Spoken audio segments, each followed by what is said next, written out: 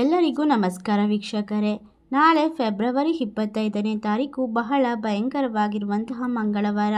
ನಾಳೆಯ ಒಂದು ಮಂಗಳವಾರದಿಂದ ತಾಯಿ ಚಾಮುಂಡೇಶ್ವರಿಯ ಆಶೀರ್ವಾದಕ್ಕೆ ಈ ರಾಶಿಯಲ್ಲಿರುವಂತಹ ವ್ಯಕ್ತಿಗಳು ಪಾತ್ರರಾಗುತ್ತಾರೆ.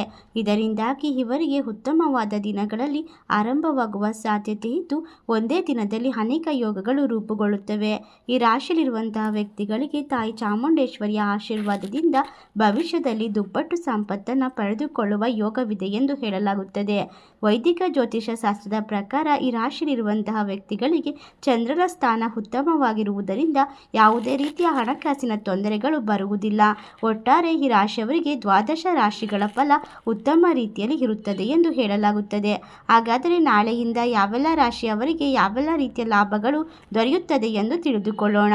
ಅದಕ್ಕೂ ಮುನ್ನ ನೀವು ಕೂಡ ತಾಯಿ ಚಾಮುಂಡೇಶ್ವರಿ ದೇವಿಯ ಭಕ್ತರಾಗಿದ್ದಲ್ಲಿ ಈ ವಿಡಿಯೋಗೆ ಒಂದು ಲೈಕ್ ಕೊಟ್ಟು ತಪ್ಪದೆ ನಮ್ಮ ಚಾನಲ್ನ ಸಬ್ಸ್ಕ್ರೈಬ್ ಮಾಡಿ, ಹಾಗೆ ಪಕ್ಕದಲ್ಲಿ ಇರುವಂಥ ಬೆಲ್ ಐಕನ್ನ ಪ್ರೆಸ್ ಮಾಡಿ.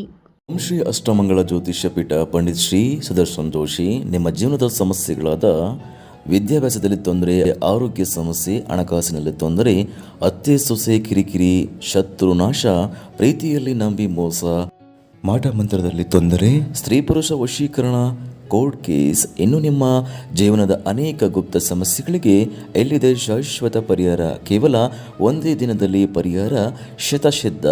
ಈಗಲೇ ಕರೆ ಮಾಡಿ. Mobile number 9591430662. ಹೌದು, ನಾಳೆಯಿಂದ ಈ ರಾಶಿಯಲ್ಲಿರುವಂತಹ ವ್ಯಕ್ತಿಗಳಿಗೆ ಆತ್ಮವಿಶ್ವಾಸ ಹೆಚ್ಚಾಗುತ್ತದೆ. ಕಚೇರಿಯಲ್ಲಿ ಸಹೋದ್ಯೋಗಿಗಳ ಸಹಾಯದಿಂದಾಗಿ ಮಾಡುವ ಕೆಲಸದಲ್ಲಿ ನೀವು ಯಶಸ್ಸನ್ನು ಸಾಧಿಸುತ್ತೀರಾ. ವೈವಾಹಿಕ ಮತ್ತು ವೃತ್ತಿಪರ ಜೀವನದಲ್ಲಿ ಎಲ್ಲವೂ ಚೆನ್ನಾಗಿರುತ್ತದೆ.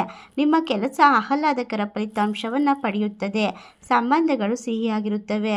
ಪ್ರಗತಿಗೆ ಹೊಸ ಅವಕಾಶಗಳು ನಿಮಗೆ ಸಿಗಲಿದೆ. ಸಂಗಾತಿಯ ಆರೋಗ್ಯ ಸ್ಥಾನದ ಬಗ್ಗೆ ಇರುವಂತಹ ಚಿಂತೆಗಳು ದೂರವಾಗುತ್ತದೆ. ಈ ದಿನ ಯಾರಿಗೂ ಕೂಡ ಸಾಲವನ್ನು ನೀಡಬೇಡಿ. ಯಾವುದೇ ರೀತಿಯ ಸಾಲವನ್ನು ಕೊಟ್ಟಿದ್ದೇ ಆದಲ್ಲಿ ಮರಳಿ ಹಣ ನಿಮ್ಮ ಕೈ ಸೇರುವ ಸಾಧ್ಯತೆ ತಪ್ಪಿ ಹೋಗುತ್ತದೆ. ನೀವು ಏನನ್ನು ಸಾಲವಾಗಿ ಪಡೆದಿರುತ್ತೀರೋ ಅದನ್ನು ಉತ್ತಮ ರೀತಿಯಲ್ಲಿ ನಿರ್ವಹಿಸುವುದು ಉತ್ತಮವಾಗಿರುತ್ತದೆ. ಆರೋಗ್ಯ ಸಾಮಾನ್ಯವಾಗಿರುತ್ತದೆ. ಈ ರಾಶಿಯಲ್ಲಿರುವಂತಹ ವ್ಯಕ್ತಿಗಳಿಗೆ ಇನ್ನು ಮುಂದಿನ ಹಲವಾರು ವರ್ಷಗಳವರೆಗೂ ಕೂಡ ಆರೋಗ್ಯದ ಸಮಸ್ಯೆಗಳು ದೂರವಾಗುತ್ತದೆ ಎಂದು ಹೇಳಲಾಗುತ್ತದೆ. ತಾಯಿ ಚಾಮುಂಡೇಶ್ವರಿಯ ಆಶೀರ್ವಾದ ಇರುವುದರಿಂದ ನಿಮ್ಮ ಕೆಲಸದಲ್ಲಿನ ಅಡೆತಡೆಗಳು ದೂರವಾಗಬಹುದು. ಆದರೂ ಸಣ್ಣ ಪುಟ್ಟ ಸಮಸ್ಯೆಗಳನ್ನು ಎದುರಿಸಬೇಕಾಗಿ ಬರುತ್ತದೆ. ಹೊಸ ಸವಾಲುಗಳಿಗೆ ಸಿದ್ಧರಾಗಬೇಕಾಗುತ್ತದೆ. ಪರಿಸ್ಥಿತಿಗೆ ಹೊಂದಿಕೊಳ್ಳಿ ಮತ್ತು ಒತ್ತಡವನ್ನು ತಪ್ಪಿಸಿಕೊಳ್ಳಿ. ಕಚೇರಿಯಲ್ಲಿ ಹೊಸ ಕೆಲಸಗಳು ಜವಾಬ್ದಾರಿಗಳನ್ನು ವಹಿಸಿಕೊಳ್ಳಬೇಕಾಗುತ್ತದೆ. ಇದು ಪ್ರಗತಿಗೆ ಹೊಸ ಅವಕಾಶವನ್ನು ಒದಗಿಸುತ್ತದೆ. ಯಾವುದೇ ದೊಡ್ಡ ಹೂಡಿಕೆಯನ್ನು ತಪ್ಪಿಸಿ. ಈ ಒಂದು ವಾರ ಪೂರ್ತಿ ನಿಮ್ಮ ಜೀವನ ಸಂಗಾತಿಯೊಂದಿಗೆ ಉತ್ತಮವಾದ ಸಂಬಂಧವಿರುತ್ತದೆ ಮತ್ತು ನಿಮ್ಮ ಆರೋಗ್ಯವು ಉತ್ತಮ ರೀತಿಯಲ್ಲಿರುತ್ತದೆ. ನಿಮ್ಮ ಆರ್ಥಿಕ ಸ್ಥಿತಿ ಬಲಗೊಳ್ಳಲಿದೆ. ನೀವು ರಿಯಲ್ ಎಸ್ಟೇಟ್ ವ್ಯವಹಾರವನ್ನು ಮಾಡಬಹುದು. ಖರೀದಿ ಮತ್ತು ಮಾರಾಟದಲ್ಲಿ ಲಾಭವನ್ನು ಗಳಿಸಬಹುದಾಗಿದೆ.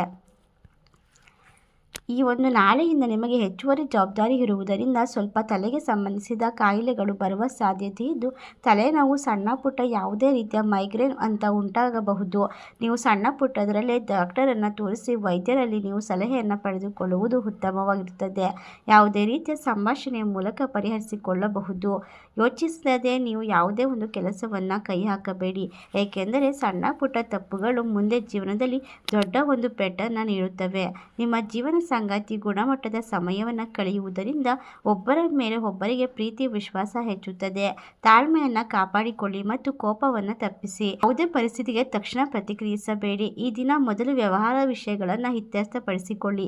ನಿಮ್ಮ ಕೆಲಸದ ಸ್ಥಳದಲ್ಲಿ ನಿರೀಕ್ಷೆಗಿಂತ ಹೆಚ್ಚಿನ ಯಶಸ್ಸು ಸಿಗುತ್ತದೆ. ಕಲೆಯಲ್ಲಿ ಆಸಕ್ತಿ ಹೆಚ್ಚುತ್ತದೆ. ವ್ಯವಹಾರಕ್ಕೆ ಸಮಯ ಒಳ್ಳೆಯದಾಗಿರುತ್ತದೆ. ಇಷ್ಟೆಲ್ಲ ಲಾಭವನ್ನು ಕಂಡುಕೊಳ್ಳುವ ಅದೃಷ್ಟವಂತ ರಾಶಿಗಳು ಯಾವುವು ಎಂದರೆ ಮೀನರಾಶಿ, ಮಿಥುನ ರಾಶಿ, ಕುಂಭರಾಶಿ, ಧನಸ್ಸು ರಾಶಿ, ಕರ್ಕಾಟಕ ರಾಶಿ, ಸಿಂಹ ರಾಶಿ. ಈ ರಾಶಿಗಳಲ್ಲಿ ನಿಮ್ಮ ರಾಶಿ ಇದ್ದರೂ ಇಲ್ಲದಿದ್ದರೂ ಭಕ್ತಿಯಿಂದ ಓಂ ತಾಯಿ ಚಾಮುಂಡೇಶ್ವರಿ ನಮಃ ಎಂದು ಕಮೆಂಟ್ ಮಾಡಿ. ವಿಡಿಯೋಗೆ ಒಂದು ಲೈಕ್ ಕೊಟ್ಟು ಎಲ್ಲ ಕಡೆ ಶೇರ್ ಮಾಡಿ. ಧನ್ಯವಾದಗಳು.